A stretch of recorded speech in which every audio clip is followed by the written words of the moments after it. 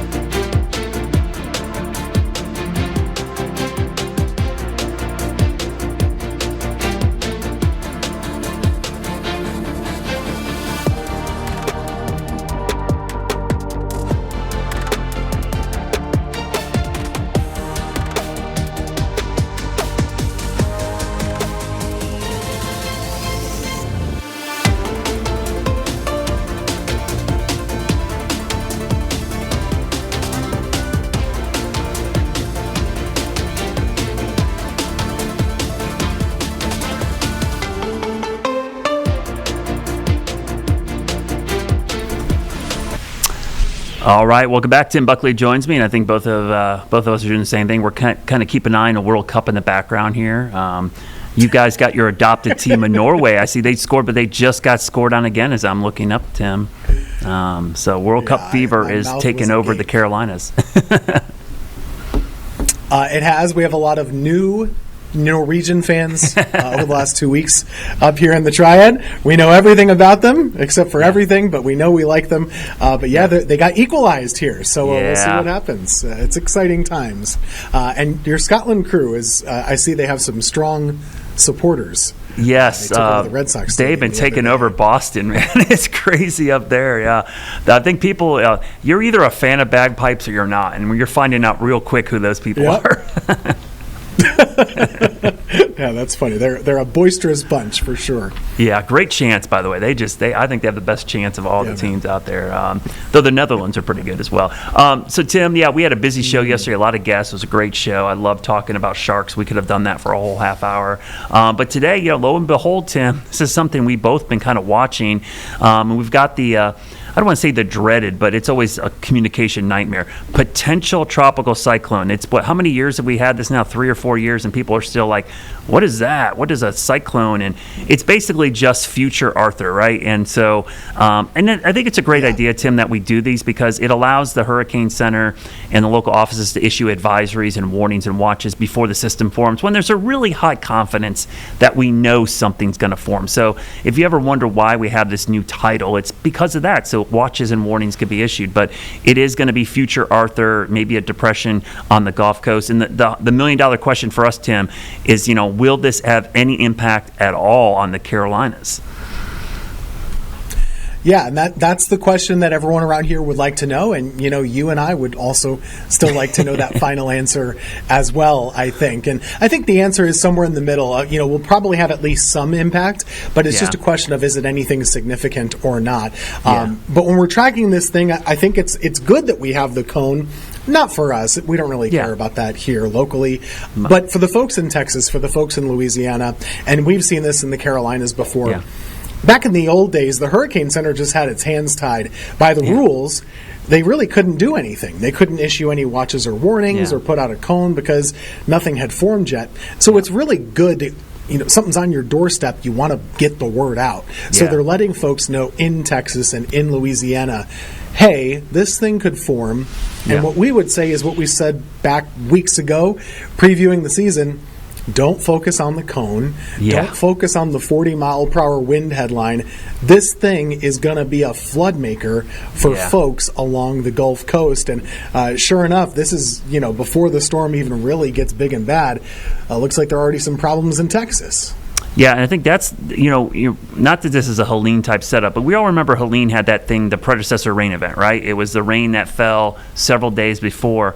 Well, not that this has been a true predecessor rain event. They've had this stalled front, Tim, for a couple of days along the Gulf Coast, which has kind of saturated them already. We've seen this flooding already ongoing in Texas, Louisiana, even up into Oklahoma, which is a little bit further away. So getting another tropical system over this same area probably is going to be a big impact. And so when we talk about, it's our namesake. We're weather impact, right? And we focus on the impacts. Doesn't matter if it's got a name, a label, whatever it is. The impact here is what is this thing going to do? And rain is really going to be its calling card. Yeah, and if you have friends, family, basically from East Texas through Louisiana, through Alabama, and parts of Georgia, I really think you want to make sure they're paying attention because it might not have all the headlines yet. It'll get there, but they should know that they could see a significant amount of rain. Someone is going to get more than 6, 8, maybe 10 inches. We kind of see that with these storms somewhere from this general area, like from New Orleans through Montgomery and maybe even toward Macon. This is going to be a lot of rainfall, and I'm realizing I have to change out my banner up there because this is the heavy rain potential. It's going to be over 6 inches for somebody. But like you said, Brad, we're not quite sure just how far north that'll get. Yeah. In the Carolinas, we could be on the outside looking in on most of it. Yeah, it's a really interesting system because, as you mentioned, there's going to be a lot of focus on the Gulf Coast, but as you just showed, and we showed the excessive rainfall impact, it might be these inland areas like the I-12 corridor between Jackson, Birmingham, Montgomery. Those inland areas might end up with the heaviest rainfall. And for us, Tim, it's if there's been a trend in the guidance, and really the trend is our friend. We have that saying in meteorology.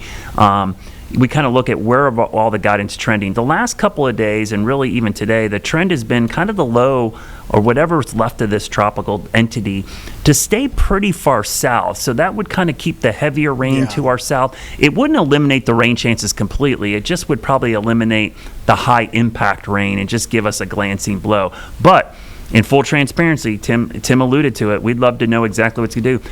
It could trend the other way. We still got like 48 hours before this thing probably impacts us. So that's why you got to stay tuned to WFMY and WCNC over the next couple of days, because this could swing back to the north over the next 2 days.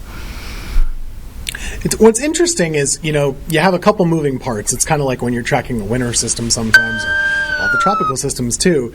There's this cold front that's playing a role also. Yeah.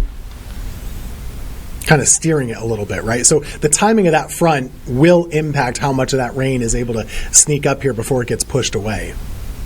Yeah, and that front might end up being our main weather maker. So when we were looking at our short range guidance, which, by the way, we look at this a lot. We both have the same guidance, Tim and I. It's called the graph model. You got to be careful with this model because it runs every 6 hours now, and it just goes crazy one run and goes back the other way. But as you mentioned, Tim, the heavier rain kind of just glances us. But I'm really interested in that front, as you just mentioned. That front coming down. Let's say it does miss us to the south. That means more sunshine Friday afternoon before the front gets here. There might be a strong storm or two along that front, which might actually give us a whole different threat. We might say, okay, the system might miss us to the south, but then the cold front could be the real impact for us on Friday. Either way, I think if we're going to see the soaking rains, it could also fall at a very opportune time in the middle of the night while we're sleeping Thursday into Friday, and have less of an impact on the Friday morning commute, hopefully. And around here, when you're in a drought, we want the rain. And if it rains at night, that's like the perfect kind of rain because we get the benefits without it ruining plans during the day. That would be ideal. And, there are probably a lot of things going on Friday, being Juneteenth, and having celebrations and things like that as well. So that could be beneficial. I do have a little bit of a inside baseball question for you, Brad, and while we have you here. What we're looking at the spaghetti models, and we do this with tropical systems. A lot of the guidance that we look at, like you said, have been mostly bringing it south. But these spaghettis, they seem oddly north to me, and I don't really think I agree with them. Do you have any thoughts on why they're taking the low center farther north than the others at this point? It's always weird when systems are newly formed. It's kind of, you always wonder, what did the guidance initialize in the wrong spot? Did it not have a system yet? So I'm kind of curious, now that it's been declared a PTC and maybe even becomes a tropical depression tonight or tomorrow, I'm curious too if the spaghetti plots will shift dramatically because of that. Because let's be honest, until it gets a lat long coordinate for a center, which we do have now, I always wonder about the spaghetti plots. Are they really telling us much? I did see a slight shift with the afternoon runs. A couple of the hurricane guidance models did shift back south, but you're right, a bunch of the ensembles are pretty far north still, and that's what you're seeing there. I noticed in our local forecast discussion, they were kind of hinting at this split, like, hey, a lot of the guidance shifted south, but they had a couple outliers north. But they're kind of curious too, GSP, our local office, like, hey, maybe this is going to shift south. It basically, when we see that, it's not it's not a cop-out. It's really uncertainty in the forecast when you have a split in the guidance like this. But I do think, Tim, I think to your point, I think maybe we got to wait and see if this thing forms and then see if the models reinitialize with a different location, and that changes everything maybe later tonight when the 0Z runs start coming in. We're so starved for rain. It's been so bad over the last while, especially around here. We really feel like it's Lucy with the football with, Charlie Brown. So I don't want people to get their hopes up too badly about this is going to be the one. I just don't. I don't know that we can guarantee that here. You might get some rain, but 1, 2, 3 inches, that seems like a long shot at this point. Yeah, well, I said the trend is your friend. That's kind of like just from what we've seen this spring and early summer.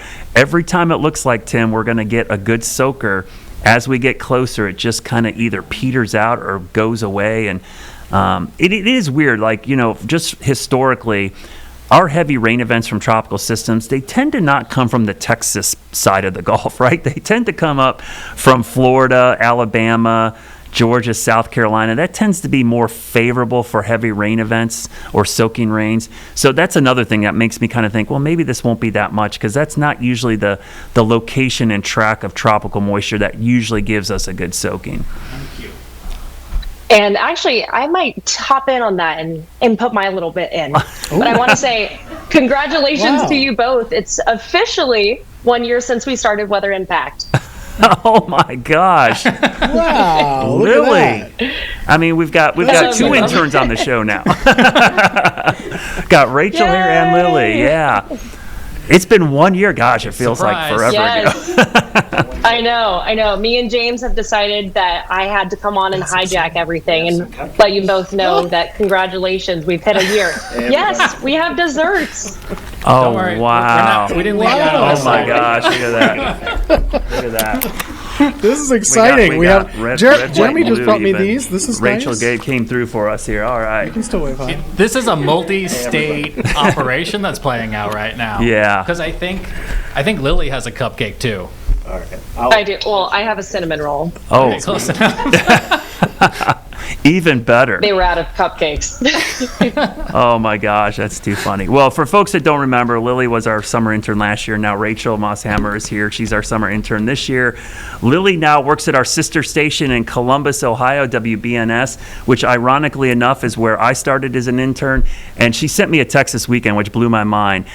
There was the original, like, Tim, you'll laugh at this. 1997, I interned at WBNS. I was at Ohio State, and my going away present to the team. And this shows how old I am.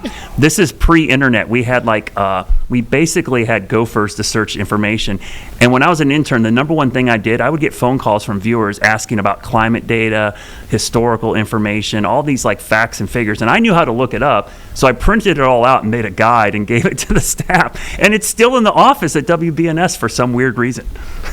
We're going through the file cabinets. The other day, I was going through everything, and I pull out a little binder, and it's like, Climate Weather Guide, Brad Panovich, 1997.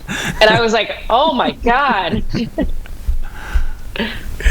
One thing about weather offices, we never throw anything out. We've got like laminated That is true. T log P diagrams. Yep. We've got like, here's how to calculate the K index. I mean, all of these things from way back.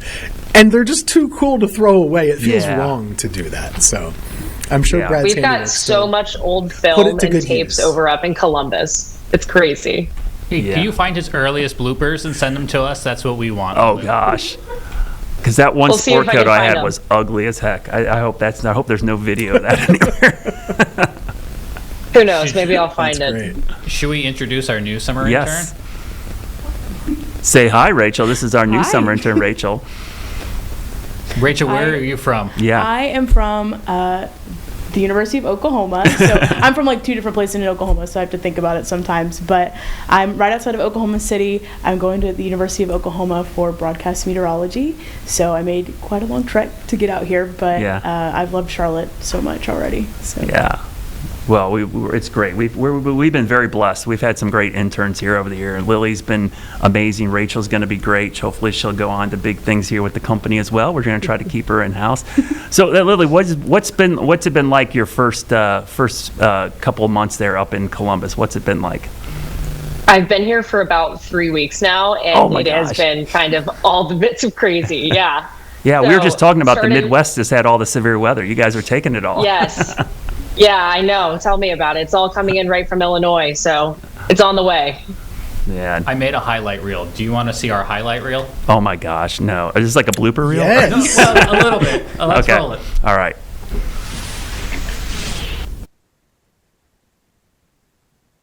Just a 30-minute weathercast show, I guess you would call it. We're going to call it, what are we going to call this, Jeb? We don't even know yet. I want to say welcome to Tim. I see him next to me right now. Kind of be something new every day, talking about Carolina weather and national weather and everything in between. So excited to join you here for this chat. All right, well, I can't hear you, Tim, so Everybody else can hear you, so I can that's the hear good 'em. news. But we're actually going to bring in Chief Meteorologist Brad Panovich. He is at our sister station in Boise, Idaho, and we're going to talk a little bit more about something crazy that happened in the sky today, Brad.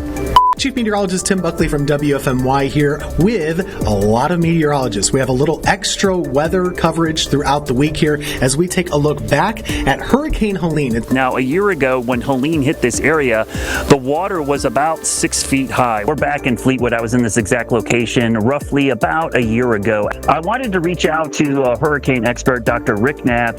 Dr. Knapp joins us live from Atlanta. You can still find a lot of pockets of untouched areas which look like the storm happened yesterday, and there's places like this where you could hardly tell anything happened. Joining us now live from the Outer Banks in Buxton is the Weather Channel senior national correspondent Justin Michaels. Well, Brad and Tim, you talk about that northeasterly flow. I feel it to my back. My back is facing northeast, so it is a consistent and solid and very strong northeasterly flow. And I want to bring in John Gencius. He's a meteorologist that works for the National Lightning Safety Council. Bone to pick with you guys. Oh. If I can do that right now. But you guys got together this morning and had pumpkin spice lattes without me, and I don't understand why. You can totally tell that is AI generated. I also think I have a suit on and a flannel sleeve only. It'll be a great part of our show going forward. If you guys have questions, comments, or something cool you want Tim and I to explain on this show, send it our way. Send it via social media, email, or just send it to the station. We'd love to talk about it. But thanks again for joining us tonight. The show goes quick. Stick around, though. Colin's going to be coming up next. Wow. That was a lot. Look at that. Yeah. Really Look- good look- memories. We Look look how far so we've young. come and how far AI's come. And we still have technical difficulties. Yeah. That's the one common denominator, but that's the great thing about this show. Yeah, I can't believe it's been a year. It's been a while. Do we get to eat Yeah. cupcakes It's been now? fun. It was experimental. Yeah. Well, yeah. Shout out to Megan on your side. For Like, how many cupcakes do you need, Tim? cupcakes in Greensboro. I'm the only one here. You know, there's more people out there. At least we can share them. Yeah. Share with Food the never crew. goes to a waste just in the had a bite. newsroom. We got some cupcakes here. So, well, it's been a pleasure producing for a year, and for all the more time to come, and Yeah. to Jeb and Sean and everyone else who sits in this chair too. Yeah. We've had a lot of producers, so Well- it's like, but James has been the consistent one. It always He's comes driven back a lot to of the James. success. So kudos Yeah. to James. I get paid in cupcakes. About 20 seconds left in the show, by the way. All right, Lily. Well, thank you for joining us, Lily. What shift are you doing so folks that are maybe in BNS country can catch you? What shifts are you doing normally? I normally work the weekend morning shift. Okay. Well, But with that's- severe weather, I'm on like 24/7 standby. yeah, 3 weeks you've been working all the